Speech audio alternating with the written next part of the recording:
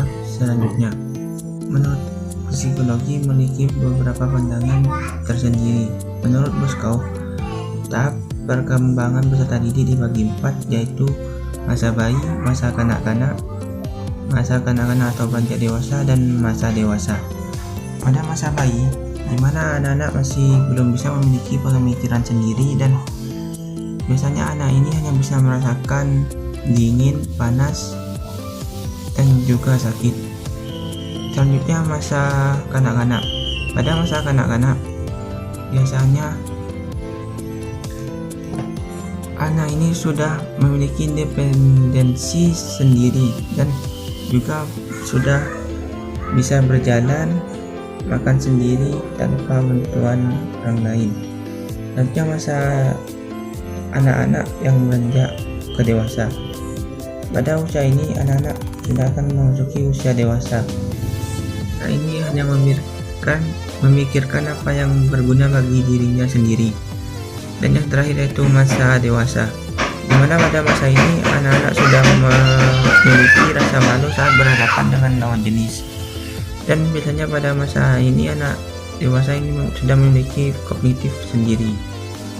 Nah, baik, di sini saya akan melanjutkan materi dari Mas Ajay, yaitu tugas-tugas perkembangan peserta didik. Menurut Hafiguth, tugas-tugas perkembangan peserta didik yaitu di mana tugas-tugas tersebut harus dipenuhi dan diselesaikan pada masa-masa tertentu. Apabila seorang individu itu mampu dan menyelesaikan tugas-tugas tersebut secara baik, dia akan merasa bahagia, dan apabila gagal, dia juga akan merasakan kecewa. Nah, karena dimana pada masa kegagalan ini, karena dia akan mengalami beberapa celaan dari orang tuanya, masyarakat sekitarnya. Nah, sehingga seorang individu akan mengalami keterlambatan pada perkembangan selanjutnya. Nah, yang menjadi sumber pada tugas-tugas perkembangan tersebut yaitu kematangan fisik, tuntutan masyarakat, budaya, dan juga nilai-nilai aspirasi hidup individu. Nah, tugas-tugas perkembangan untuk masing-masing fase ini dibagi menjadi 5 fase, yaitu pada masa bayi, pada masa anak sekolah, pada masa remaja, dewasa awal, dan juga dewasa madya.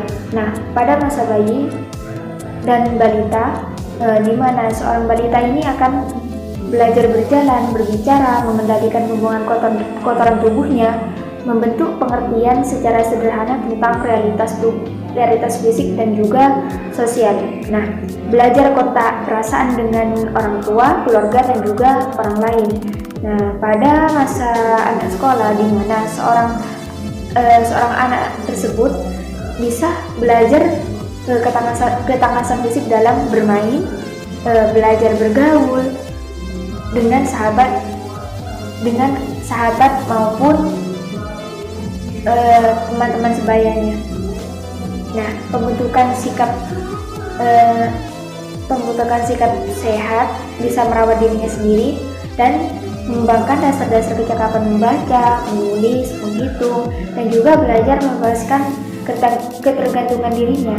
Nah, pada masa yang ketiga yaitu masa remaja, di mana pada masa ini seorang individu yang sudah pada tahap remaja, dia bisa menerima keadaan jasmania dan juga menggunakannya secara efektif, mencapai perilaku sosial yang bertanggung jawab, belajar bergaul dengan kelompok wanita ataupun laki-laki, dan juga mempersiapkan dirinya untuk mulai bekerja.